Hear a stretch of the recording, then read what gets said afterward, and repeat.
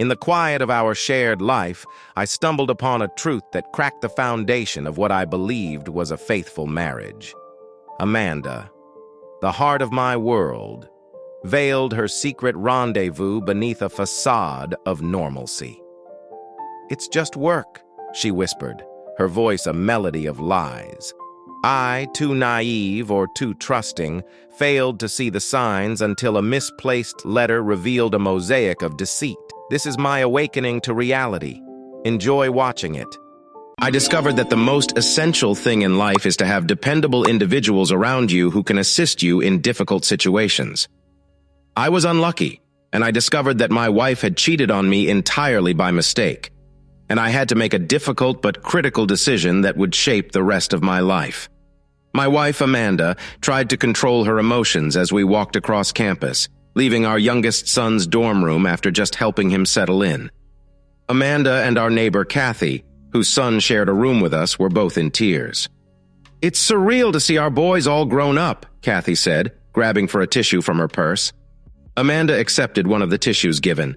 "It's incredibly difficult to understand," she said, dabbing at her eyes. "They are now responsible for making several decisions." As we approached the parking lot, my mind was preoccupied with my meaning and conclusion. Doubts crept in. Should I make the final call? After over 10 years of planning, I began to question the timing and necessity of the entire process. Amanda grabbed for my hand, but I avoided her move by taking the car keys from my pocket. Though we were still some ways from my SUV, I observed our neighbor Cathys casting a puzzled look my way. "It's okay, Mark," Amanda reassured me. "I understand how you feel, if only you really did." I considered my ideas, recalling the critical event that set everything in action. Amanda and I had recently celebrated our 10th wedding anniversary, and it happened to be election year. During that period, politicians running for office accused one another of being bigger thieves and liars. I could not help but wonder when these unscrupulous politicians died. Will they require a grave to be buried in, or would they just screw into the ground?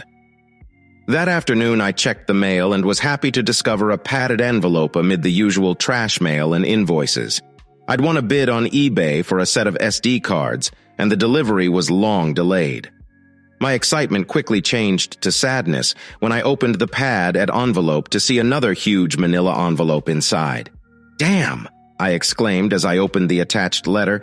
"I hope this bid was not a hoax. That'd spoil my day." Little did I know. My current day, as well as many future days, were about to be devastated.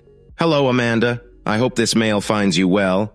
I recently admitted to my battle with alcoholism and have began working through it with the help of my higher power and sponsor. I am now glad to state that I have been clean and sober for 90 days as part of my rehabilitation journey. I am taking steps to make atonement to individuals I have mistreated regarding our previous exchanges. I'm ready to put things right, but I'm unsure of the proper method. Only now, in my newfound sobriety, can I fully see the consequences of our acts. And I want to express my heartfelt regret without giving you any extra grief.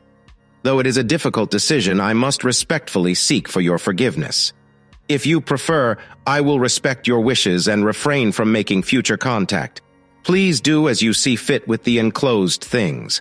I lack the strength to toss them, but I know that holding on to them just reinforces the temptation and memories they symbolize. With kind regards, Josh." I yelled with surprise. "What the hell?" I turned the now torn padded envelope over to check the front. It became clear that it was addressed to my wife, Amanda. "Does Josh regret our actions?" I muttered aloud, perplexed. "What actions?" I just knew Josh as a former neighbor who had relocated some time ago.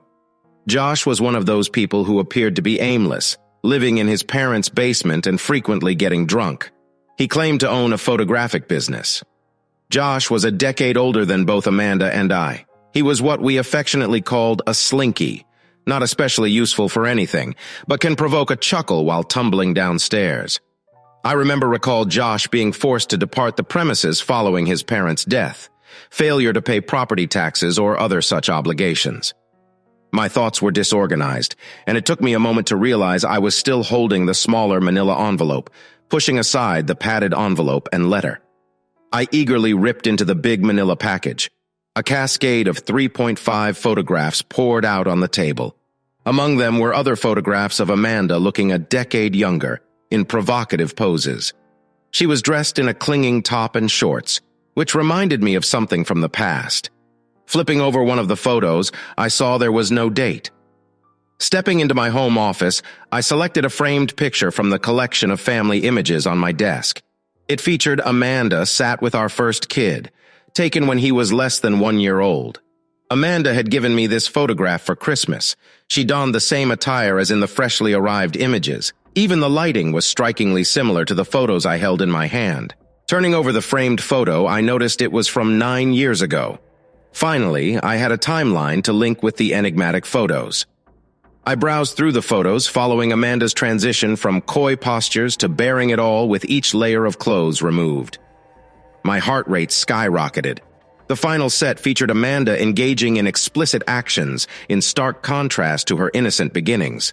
Some photos appeared to be staged by the person behind the camera, with tilted viewpoints capturing Amanda's humorous stare.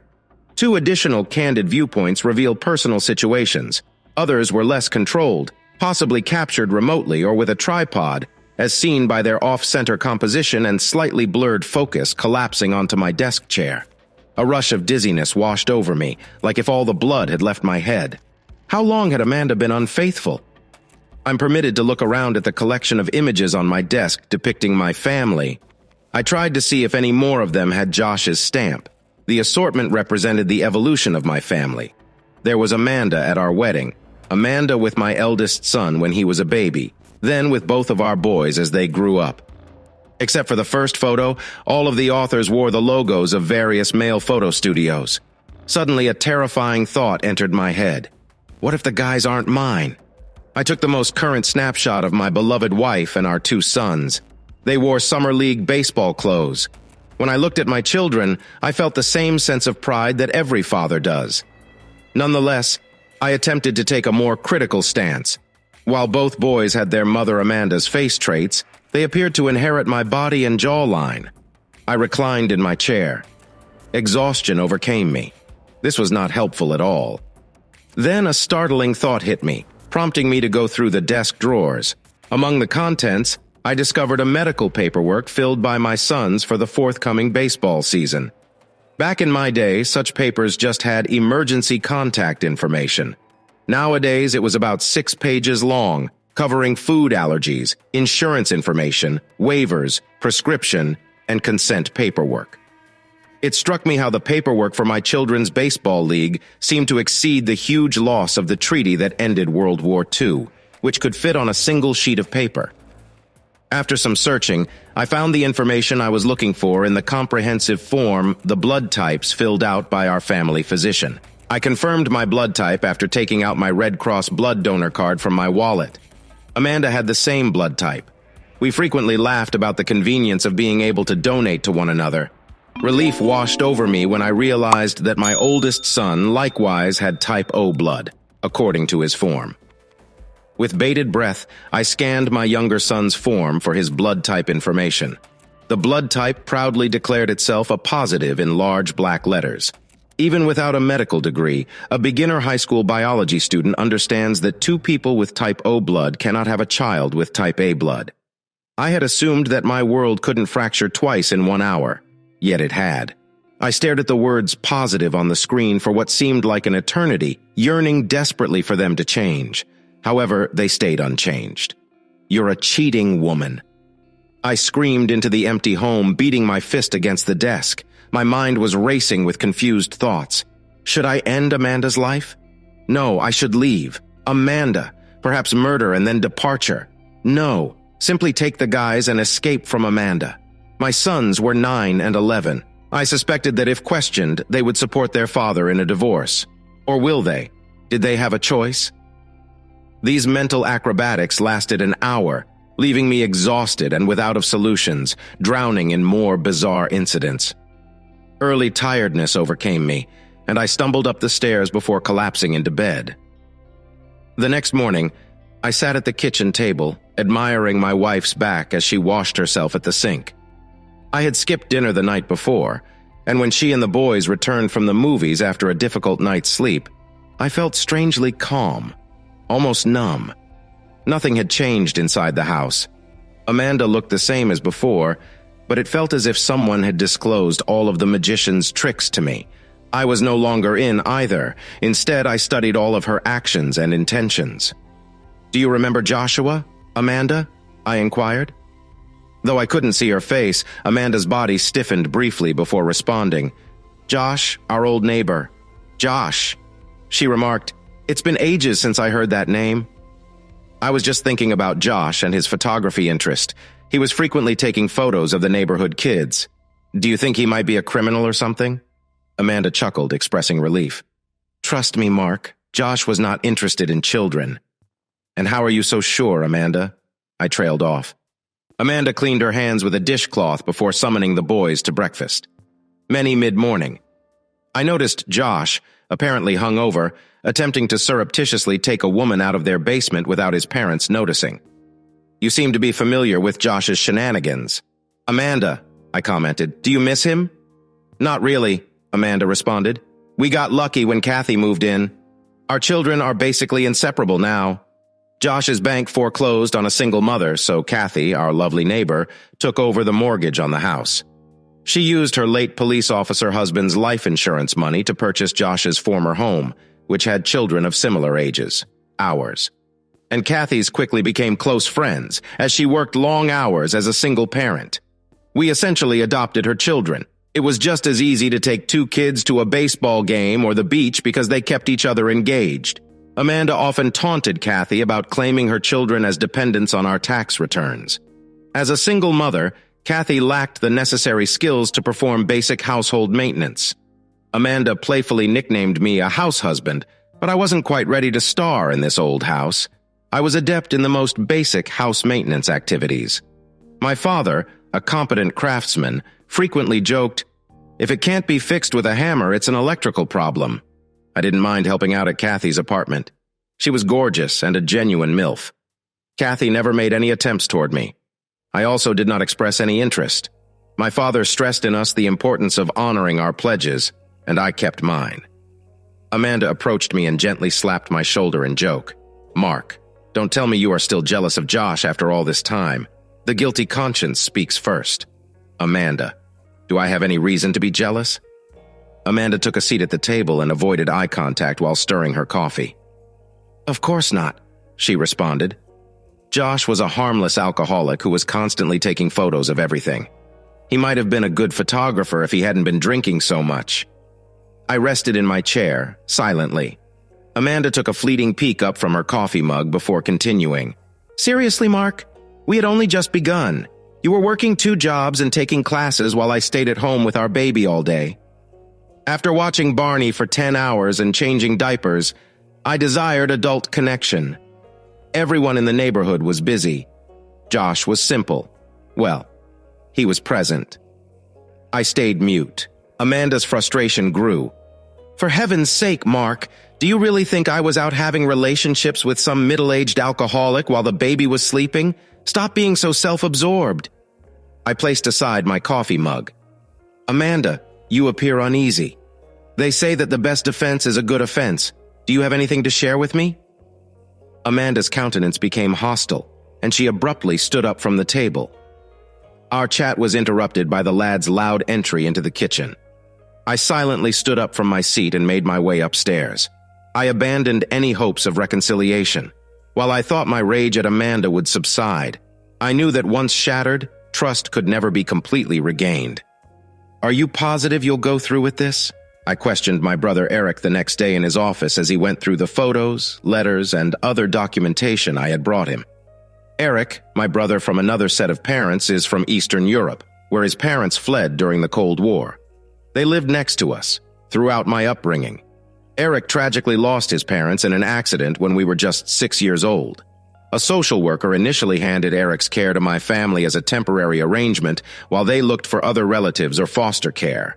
However, Eric ended up staying with us since his case appeared to fall between the gaps or become lost in the bureaucratic churn. During those early days, I didn't realize the importance of Eric's presence. I treated it as an extended visit. It wasn't until later that I recognized the financial pressure this put on our working-class family. When I later asked my mother how we managed, she simply shrugged and said, "We tighten our belts a little and stretch the soup with more water." My father was always willing to aid anyone in need. Despite being religious, he believed that faith should be proved through actions rather than recitations, and he had little regard for organized religion. At the conclusion of our meal prayers, Dad would always say, "May there be more around the table next time and protect us from your followers." Lord. Dad treated Eric much like he did me and my brothers, which, given Dad's fury, may be good or harmful. When I asked Dad why he took on another mouth to feed when we were already struggling, he just shrugged and answered, "That's what a man does." Eric had exceptionally fair blonde hair, reflecting his Eastern European origin, but I had darker skin due to our parents. Southern Italian background. It typically aroused eyebrows when we identified ourselves as brothers. At a father-son gathering with my dad and Eric, someone mentioned that the mother must have a really pale skin. My father said, "Yeah, she's translucent." Eric studied tirelessly at the law faculty and graduated with a higher education. A famous law firm was looking for him, and he was rapidly progressing toward partnership. Despite the fact that Eric worked over 80 hours per week, he embodied the image of an aspiring lawyer. He owned a fancy car, an apartment with a view of the city, and a wealthy spouse of breathtaking beauty who accompanied him to high-profile events. However, Eric's world was turned upside down when his fiancée cheated on him with his partner in the office. Despite the treachery, Eric remained with the company until the end of the year to receive incentives and benefits. He then arranged for the departure of top lawyers and big clients from the firm.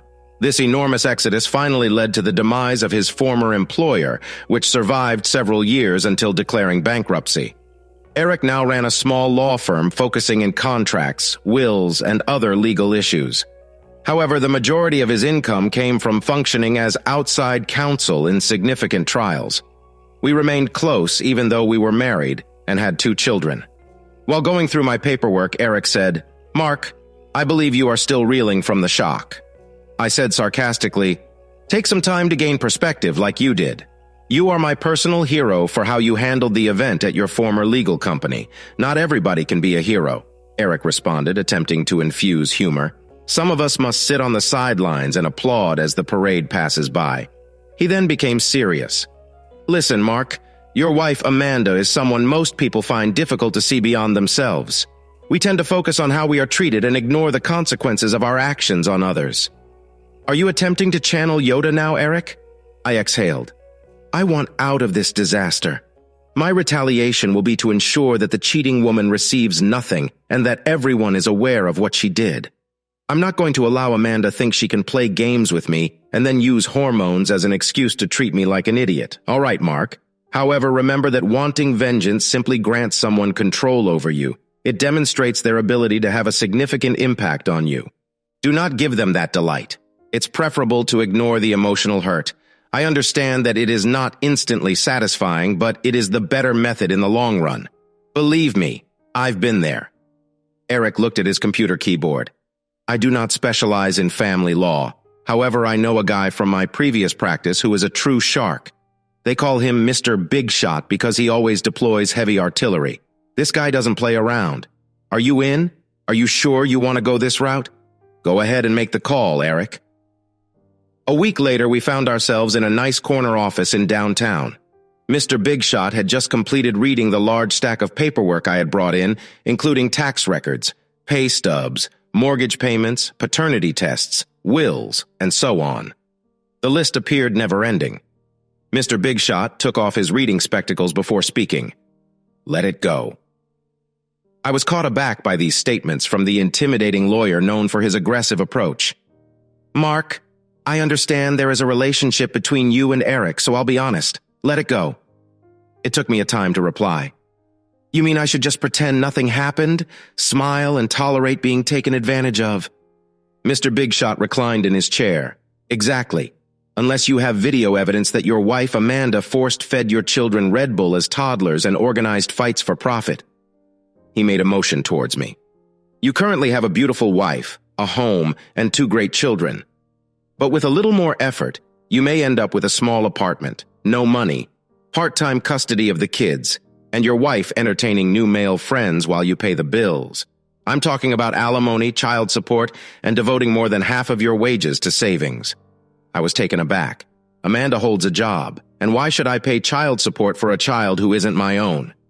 Mr. Big Shot seems amused. Mark, I will gladly accept your money, if you insisted, but allow me to educate you on the realities and the legislation. Whatever your wife makes from that small part-time job at the hair salon is nothing compared to your income. Therefore, alimony is inevitable. Only the amount and length are up for dispute. In terms of child support for a non-biological child, only 6 states in America allow a male parent to stop or avoid paying child support for a child who is not biologically his, but was born during the couple's marriage. Unfortunately, we do not live in one of these states. What if I find out that Amanda knew all along that it wasn't my son? Wouldn't this be called fraud? Mr. Big Shot leaned in and rested his forearms on the enormous desk. Allow me to share a little secret with you. Assume we can prove that your wife knew the child wasn't yours, but still represented him as yours. That would technically be fraudulent. However, it is a unique type of fraud that has no consequences and demands no return. Even if your wife revealed in a full-page ad in the New York Times that you were not the father, she is under no legal responsibility to reimburse you or suffer any consequences in all 50 states. Remember the unfortunate man in Florida who was paying child support to a lady he was not even married to? He ultimately received a DNA test that proved the child was not his. Nonetheless, the court ordered him to pay support, arguing it was in the best interests of the child. The case is most likely still pending in the courts, and by the time it is finalized, the child will have turned 18. Even if he wins, he won't get any of his money back, I interjected. Can I try to recoup some of the money from my wife's unfaithful boyfriend? Most states allow only the mother to seek reparation. Only 2 states enable you, as a male, to attempt to reclaim funds. However, you must show that both the boyfriend and the mother were aware of the deceit. In addition, you must demonstrate that there was a considerable detrimental impact on the child's well-being and family life. And Mark. Guess what? Unfortunately, our state lacks such a statute. I reclined in my chair as he proceeded to speak. Consider whether surrendering a man's pride is worth more than half of his assets, including spousal and child support. Money cannot buy back his self-esteem or restore his reputation. Is it better to stop things and take a chance on meeting someone who actually appreciates him than to suffer through a loveless marriage? Eric interjected, proposing that a marriage counselor could help them overcome these obstacles. Mr. Big Shot dismissed the suggestion with a wave of his hand. Counseling is helpful in fewer than 10% of situations.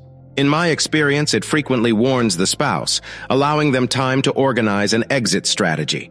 More than 2/3 of women who attend therapy end up filing for divorce. Furthermore, more than 55% of women who cheat eventually leave their marriage. While the odds are slightly higher in jurisdictions with shared custody rules, unfortunately, we don't live in one of those states. Our system is more of a winner-take-all scenario. The odds are strongly in favor of the mother in this case. How old are you, in your mid-30s? Yeah, I said, attempting to withstand the assault of emotional strikes. Mark, I regret to inform you that, statistically, the most usual age for a wife to cheat on her partner is 45. If your partner has already been unfaithful, the risk that they will do so again climbs dramatically as they enter their 40s. The initial agony and shame from the prior indiscretion may have subsided, but recollections of what made it wonderful or exciting tend to stay and magnify over time. It's similar to a high school player who scored the winning point but had an injury in the process. The mind tends to minimize the pain while exaggerating the value of the accomplishment. The need to relive that moment can become compulsive, whereas a middle-aged athlete may only be able to remember about their children's sporting activities. A spouse may seek out extramarital connections in an attempt to rekindle the spark that began the affair. Eric expressed what everyone had been thinking. A cheater who has cheated before will continue to cheat.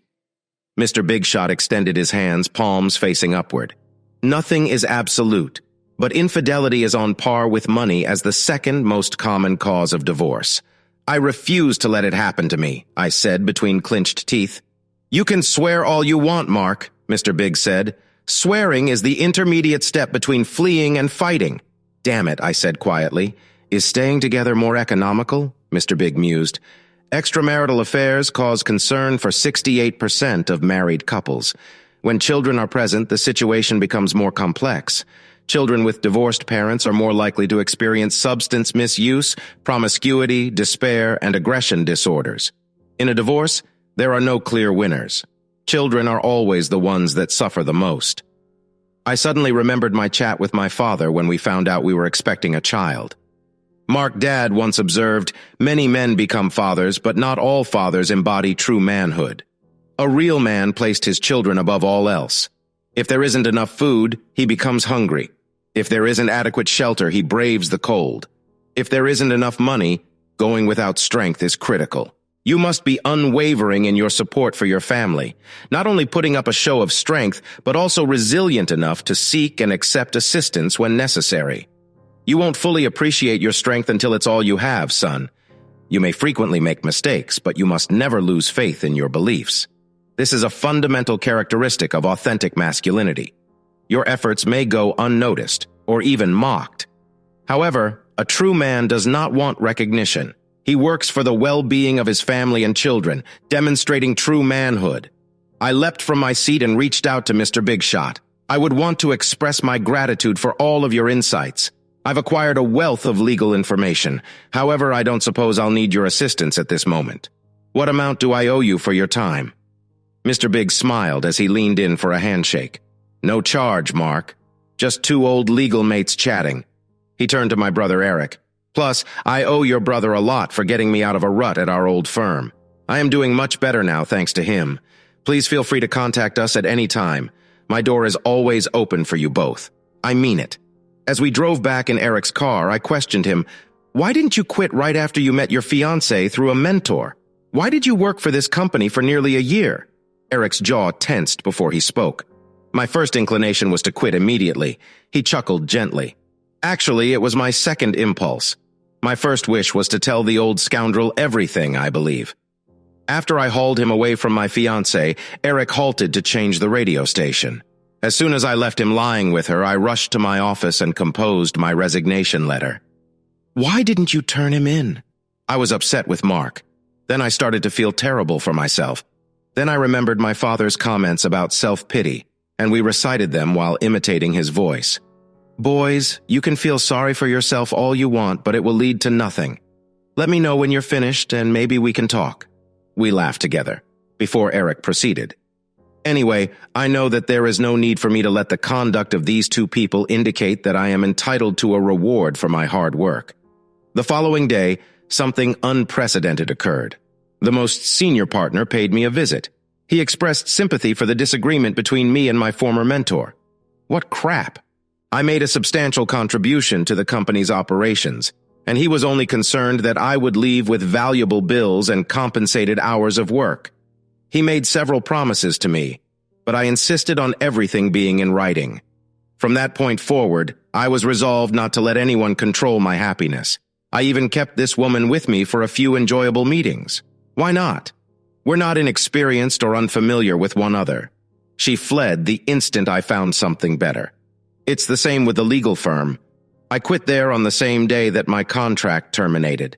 I internalized my brother's suggestion. Since then, I've emphasized my personal pleasure while being true to my father's idea that our children come first. Amanda slipped into obscurity in my eyes. I decided to limit my interactions with her as much as possible. This became much easier a week after I met with Mr. Big Shot. Mark, I have some fantastic news, Amanda exclaimed at supper. The salon offered me a full-time management post. I'll have to work evenings and weekends at first, but I'm convinced you and the boys will be able to prepare your own meals for the time being. This layout worked perfectly. I left for work before Amanda awoke, and when I got home, she was already at her job as a salon manager. By the time she finished work, I was fast asleep. On her days off, I informed Amanda that I was participating in a darts league. In actuality, I chose to attend a couple sessions with a therapist on my own. I discovered I wasn't much more messed up than the ordinary person. But, more importantly, I realized that, in addition to my responsibilities to my children, I was also accountable for my personal pleasure. What Amanda had done, or would do, was beyond my control. We are continually confronted with temptations, and it is our own weakness and duty to submit to them. To be honest, my sentiments for Amanda altered as soon as I lost trust in her. Eventually, I stopped caring about her acts. While the initial intensity of my resentment for her conduct diminished with time, the bad feelings persisted. My full emphasis was on my children. Amanda became more of a roommate with benefits. She was so caught up in her work that I doubt she even noticed. Meanwhile, the lads and I were having a great time.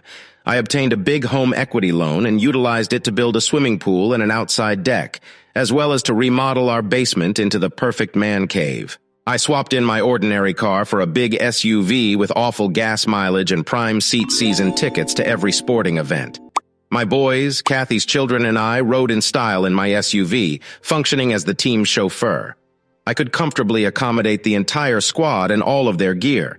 Whether we won or lost, we celebrated with trips to the local pizza parlor or ice cream shop, which I paid for. Cathys regularly joined us on our outings, and many people mistaken us for a large family. I wish every time I joked, Cathys gave me a perplexed look. Amanda routinely denied invitations, citing weariness from her demanding work schedule or a desire to relax on her days off. Eventually, the guys stopped asking. Several years later, my eldest son and Cathys' firstborn attended the same college, with the latter earning a partial scholarship. Cathys was unaware that I had funded her son's remaining expenditures. 3 years later, a same circumstance occurred with our last children. We are now brought to the present moment. And here's my present dilemma. Should I stay or go? Should I accept change or cling to my current situation? Amanda sat on our outdoor terrace, enjoying the last minutes of summer, holding a wine glass and gazing out over the pool. I returned after emptying away the debris of our vacation from the SUV and sat in a lounge chair opposite her. Amanda kept her eyes closed. "Mark, the house feels so empty now that the guys have left," Amanda murmured, taking another sip of her wine. "It's a big adjustment, but I'm ready for something fresh." After making my decision, I secretly thought, "Just you wait, honey. Change is on the way." I put the papers on the glass table between us.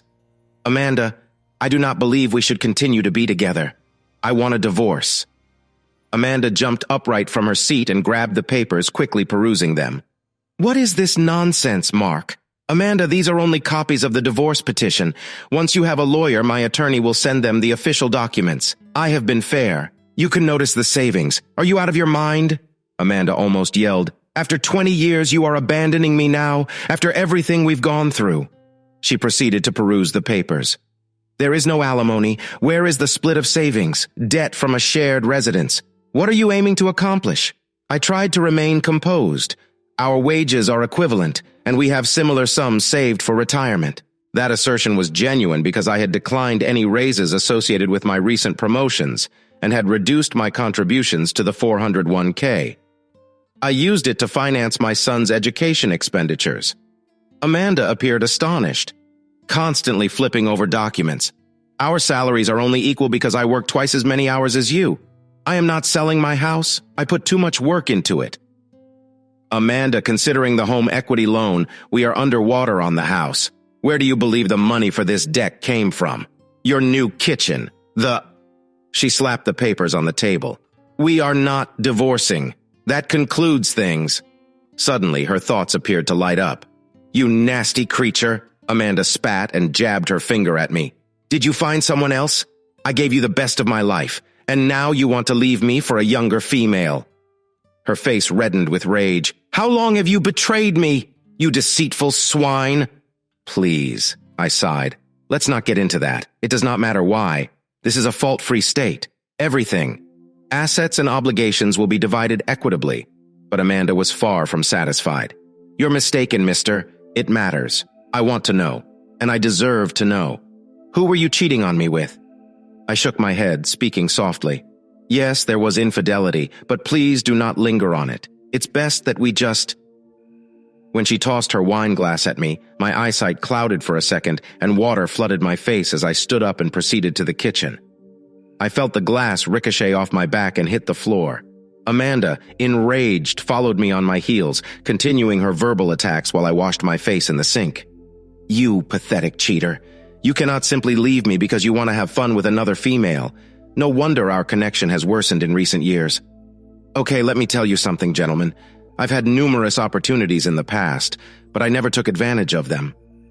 Amanda's rant came to a sudden halt as I turned around and meticulously arranged images of her and Josh engaging in sexual activities on the kitchen table. With every new photo I posted, her expression of shock became more intense. She became pale and hurried to the sink, battling nausea.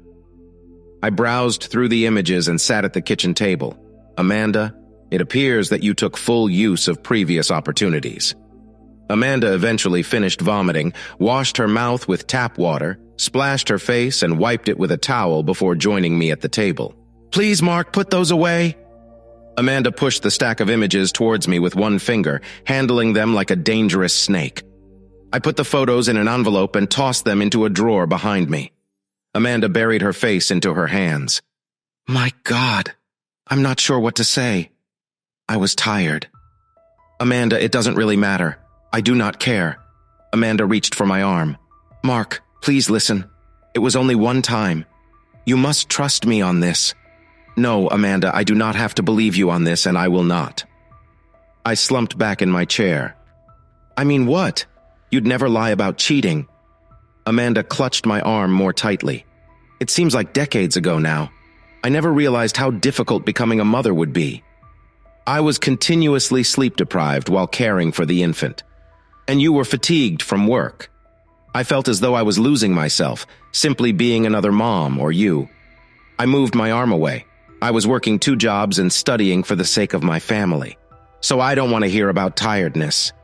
Mark. I understand, Amanda begged. I wish I could undo everything. Josh was simply a fun drunk. His mother would occasionally come to watch the baby for a few minutes, allowing me to spend some time with adults and keep my sanity. I tried to stand up. Amanda, I honestly don't care. Ignoring me, she proceeded. Josh was usually holding a drink, and I would eventually take a sip or two. He enjoyed snapping photos of me with his high-speed shutter camera. I began joking around, saying it was a major modeling shoot. Josh encouraged me, telling me how good I looked. The camera loves me. Amanda bit her lip and met my gaze. It was just harmless fun that got out of control. I tugged my shirt down to display my shoulder, or lifted it slightly to reveal my belly button. Before I knew it, I was down to my bra. It didn't seem like a big deal given how many people show up at the beach. I noticed Amanda's eyes welling up with tears. So one day, I indicated that I wanted to offer you a photo for Christmas. Josh volunteered to take the shot for free. Everything went extremely nicely. The photo turned out fantastic. Following that, our son fell asleep on the couch in Josh's studio. She brushed away a tear in her eye. I thought he was going to sleep, so I didn't want to wake him up. So Josh and I had a drink. Well, one drink led to a bottle, and that was in between my red days and your hectic schedule. You and I haven't experienced bedtime intimacy in a long time. When Josh started taking images of me, my bad girl appeared. He made me feel quite gorgeous. I felt very naughty when I showed Josh, but he kept encouraging it as if we were having a genuine photo session. I thought I couldn't be more startled than when I viewed the images, but that wasn't true. You mean you had pleasure with that damn drunk when my son was napping a few steps from you? I mumbled. My God, Mark, I am so ashamed. I am not sure what came over me. I was like that. Such. Amanda paused. A girl of easy virtue. I recommended. Wait. I take it back. You traded your marriage for a photograph. Amanda sobbed and lowered her head to the table. I mentally berated myself. I would not treat a stranger in this manner, let alone someone I previously cared strongly for. Amanda, we cannot change the past, but we can take responsibility for our actions. Please sign these papers. We'll just say we drifted away. Nobody outside our immediate family needs to know, Mark urged. Amanda raised her tear-stained face from the table. It does not have to be like this, Mark, please. That happened so long ago, it was insignificant, and only a blip, a useless error with no lasting consequences. I took another set of documents from the folder and placed them in front of Amanda, who scanned over them.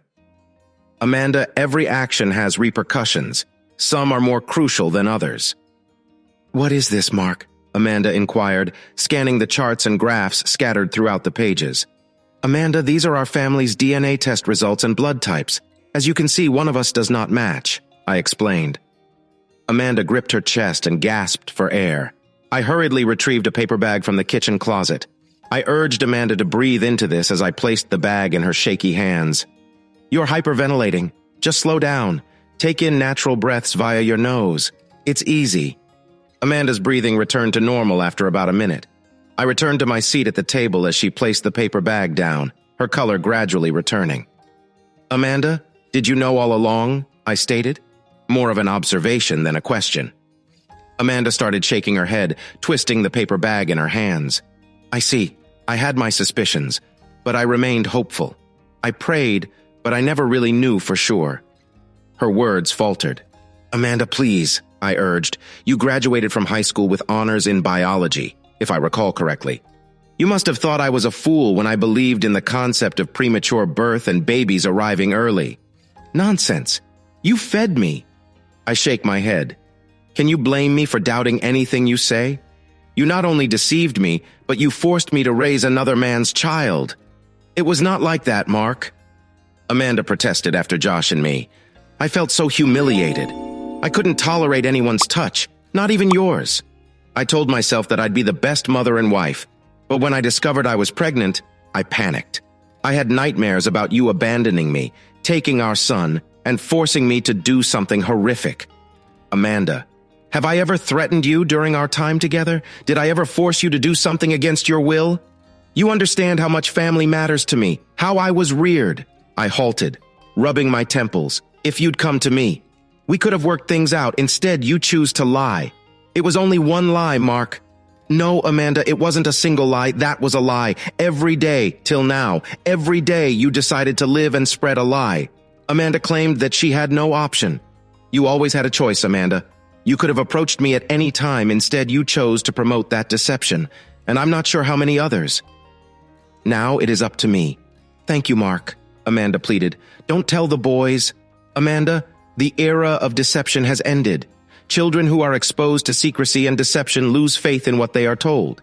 They get insecure and dependent. When the family's foundation breaks, there may be no true connections remaining.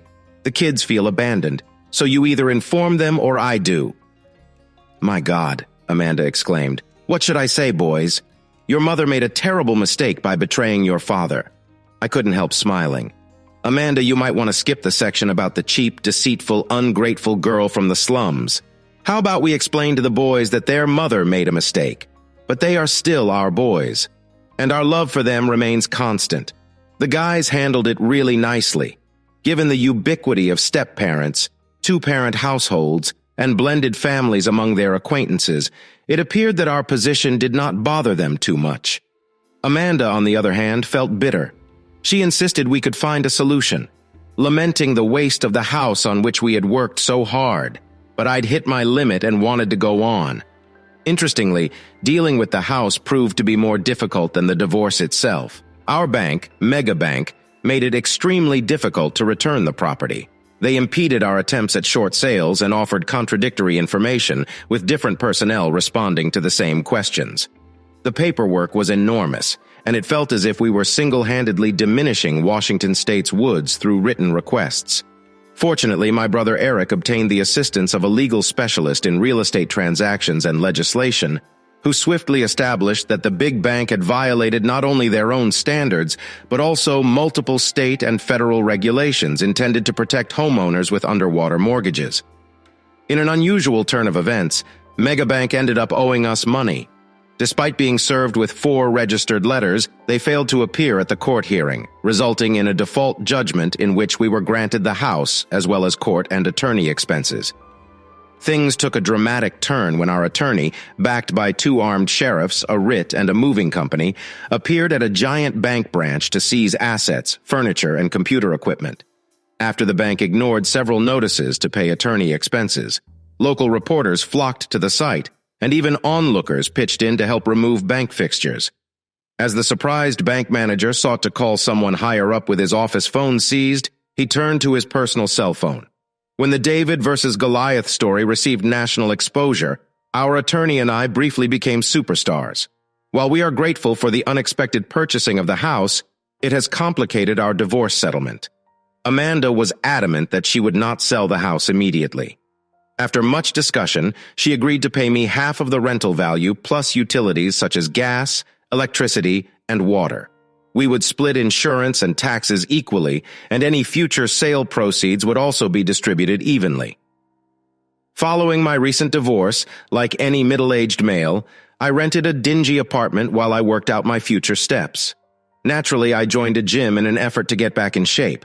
Despite my antipathy to the gym, I found myself in the reception area, dreading my next lesson with my personal trainer. I heard a familiar voice. "Mark. Oh my goodness. It's great to see you." I turned around to see Cathys, my former neighbor. She looked great, dressed in tight training gear with the gym's emblem. Cathys greeted me with an embrace. Her figure remained solid as ever, and I couldn't help but have a similar reaction. "Cathys, you look wonderful," I remarked as she let me go. "What brought you here?" "I work here, Mark. Part-time at least." Cathys responded, glanced at the clipboard she was carrying. "And it appears I will be your personal trainer tonight." "So, which machine would you like to start with? How about that vending machine?" I was joking. "I will purchase you the candy bar of your choice." Cathys chuckled as she guided me through a maze of daunting gym equipment. A big cry from what I recall from my high school gym days. I tried to hide any susceptibility, but after 90 minutes I vomited twice. In typical pseudo-macho form, I lied, blaming my frequent trips to the bathroom on excessive coffee drinking at work. The weights at the gym must have been in metric units because pounds never felt so heavy. Cathys took pity on me and suggested we meet at a coffee shop after I staggered off to the locker room. She looked fresh and radiant as she grabbed my arm while we waited in line at a nearby cafe, whereas I felt completely tired. Cathys. When did ordering coffee get so complicated? Bewildered by her extensive specifications, I commented to the cashier, "I recall when there were just 3 options, small, medium, and giant." Cathys chuckled. Her familiar, high-pitched chuckle echoed in my ears. "Mark, simply tell the barista what you want and he will prepare it for you." Barista. Good grief. I shook my head in astonishment. "All good then. Give me something a guy can drink during a football game without being mocked." Cathys swatted my shoulder as we sought a table. "Mark, I truly miss you." "Hell, Cathys, you just miss having someone do the free house repairs." Cathys breathed lightly on her coffee before responding. "So there's that." "I'm sad for you and Amanda," she replied, taking a sip. "It's difficult to believe she cheated on you." I almost choked on my coffee. "What? Who? How? How did you find out?" Cathys paused for a moment before setting down her cup. "Nobody told me. I've known you and Amanda for a long time," she explained. "It's just an elderly cop's wife. Intuition. Amanda has always had that. I hope I don't get caught. Look at what I got away with. She exudes a certain energy." I contemplated Cathys' comments. "So Amanda has never confided in you?" She shrugged. "No, Mark, she didn't. Would it matter to you if she did? If you know more information?" I shake my head. "No. It's not about cheating, though that is part of it. It's more about the deception and lack of trust.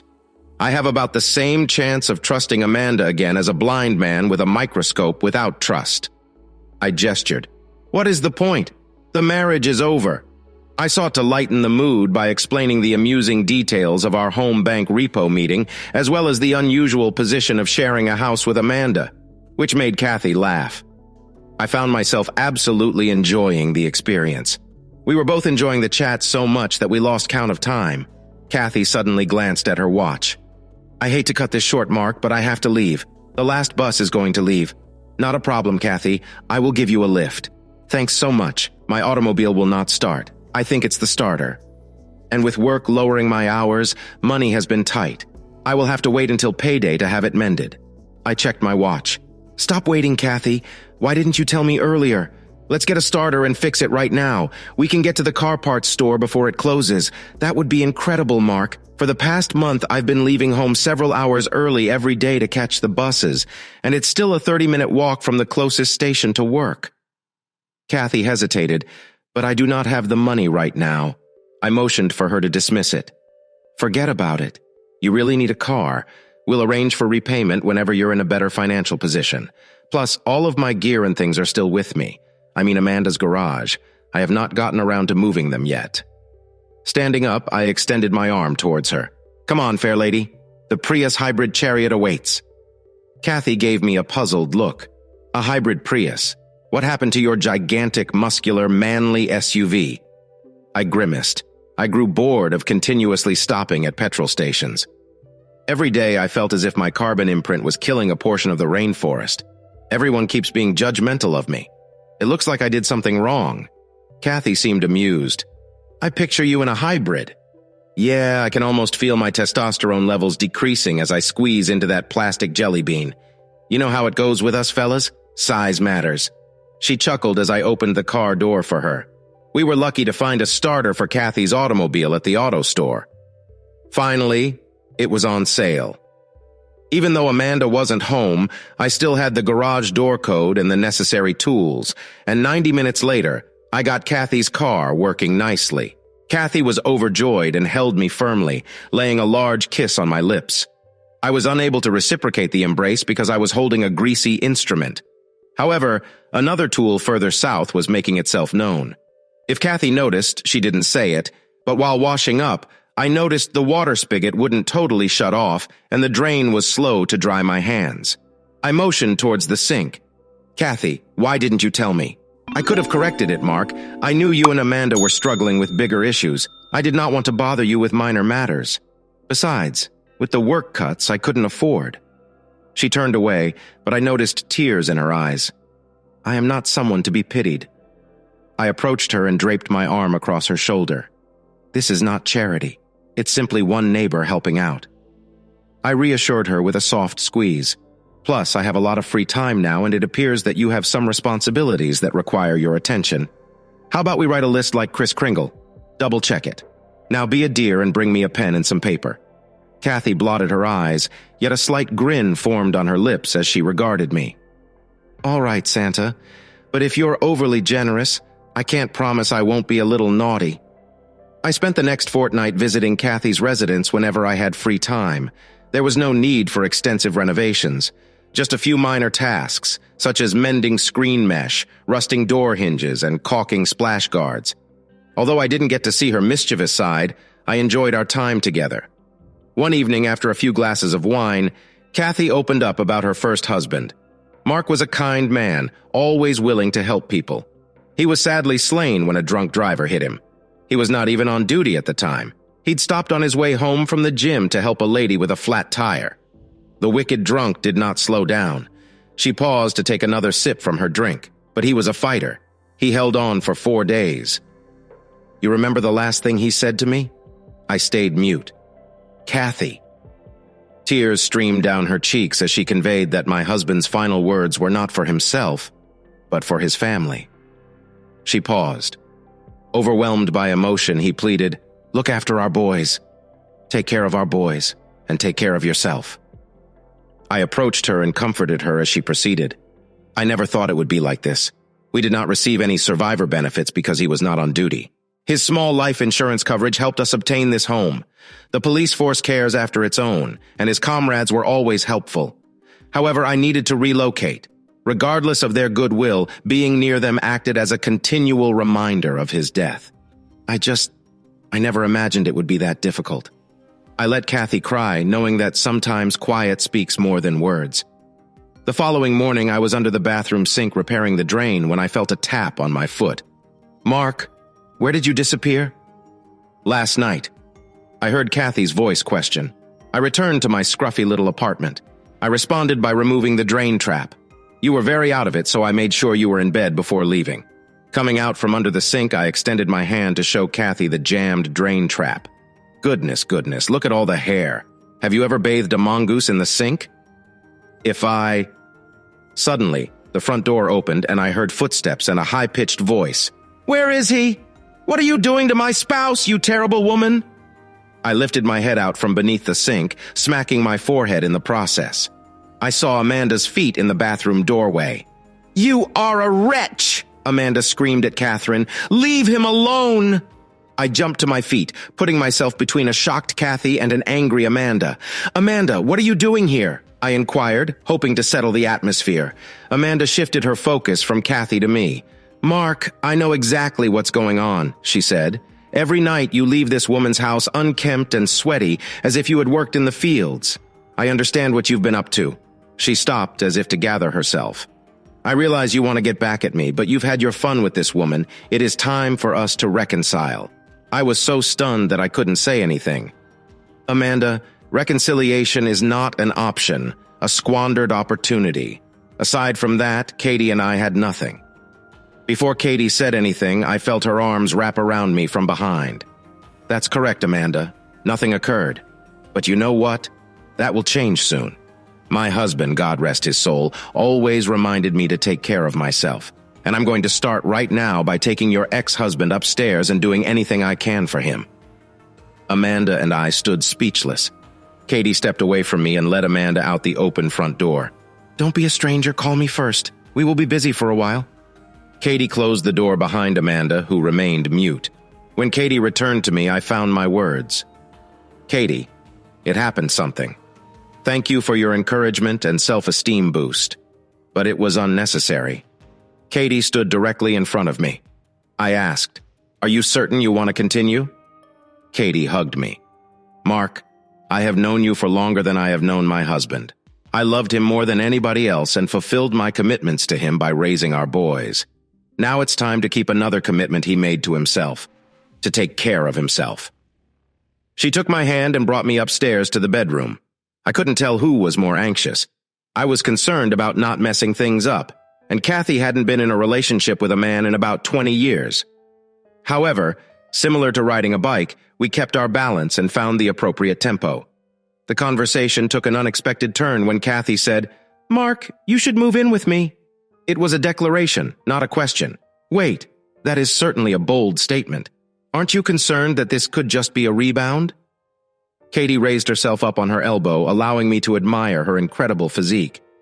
"Mark, we've been pals for the majority of our lives." She began lifting her hand to prevent any further interjection from me. She said, "We're too mature to play games. It is a mutually advantageous partnership. You need a place to stay. I also have a vacancy. I value you, and you value me. I have my wants, and you have your own. Why pay rent to an unidentified landlord when you can use that money to pay off your mortgage? Besides, you know this house better than anyone else." "But Cathys, won't this be awkward?" I pointed across the street to my former home where Amanda lived. Cathys simply shrugged. "Not my concern. I've stopped worrying about other people's opinions. Your opinion is what matters. Your former house is still in your name. That is a huge investment. And what better way to protect it than to keep an eye on it daily?" So we complied. It felt strange for a while. Amanda carried a residual anger over the entire ordeal. She seemed incapable of moving forward. "Damn you, Mark!" Amanda exclaimed one day while I was mending a crack in her driveway. "When are you returning home? This is lunacy. You understand that you belong with me. What can I do? I apologize for everything. Simply tell me what needs to be done to make this all disappear." I saved the sealant before answering. "Amanda, you're sorry. And so am I. The truth is we are not reconciling. You need to get on with your life. Find someone else." "Like who?" Amanda replied. "I work at a salon with non-traditional hairdressers, and the majority of my clientele are first wives." She looked down at the ground. "I never imagined I'd be one of them." I stayed silent and started gathering my equipment. "Thank you, Mark," Amanda begged. "Cannot you give me another chance? Let us forgive and forget for the sake of our sons. With the holidays approaching, we need to be together." "Amanda, I have forgiven you, but you passed up possibilities every day for more than a decade. As for forgetting..." I shake my head. The holidays are definitely approaching. The boys will be home from school, and we will be able to enjoy separate dinners at both your and Cathys' homes with all of the kids like we used to. Amanda crossed her arms defiantly. "I refuse to have that woman in my home. I will not enter that woman's residence." I just shrugged. "I guess we will miss you." Given their parents' new living arrangements, I predicted that the children would find the holidays uncomfortable. However, my anxiety was unfounded as both sets of children adapted successfully. It's a good result, but it's remarkable how little appears to bother their generation, isn't it? The lads managed to attend 2 dinners without disturbing either mother. Eventually, the kids persuaded Amanda to pay a brief visit to Cathys' house before Christmas. even if Cathys invited her to stay longer. Amanda declined. Cathys assures me that she has no ill will towards Amanda and that I am welcome to spend time at her property for repairs or events involving my boys and Amanda. I doubt they'll ever rebuild their friendship, but Amanda appears to be warming up and becoming more courteous with Cathys over time. After a year together, I'm overjoyed. It is not the blazing passion of our youth, but a deeper, more mature love founded on affection and respect. However, I felt compelled to discuss the legalization of our connection with Cathys Mark. You are fantastic, and I want to spend the rest of my life with you, but I promised myself I would only marry once. I hope you understand. To be honest, I struggled to grasp, but I remembered my father's words. If it isn't broken, don't fix it. Hey listeners, if you enjoyed watching this video and want to stay updated with our latest content, don't forget to hit that subscribe button and turn on notifications. You won't want to miss out on what's coming next. Thanks for watching and see you in the next video with Queen Cheating Tales.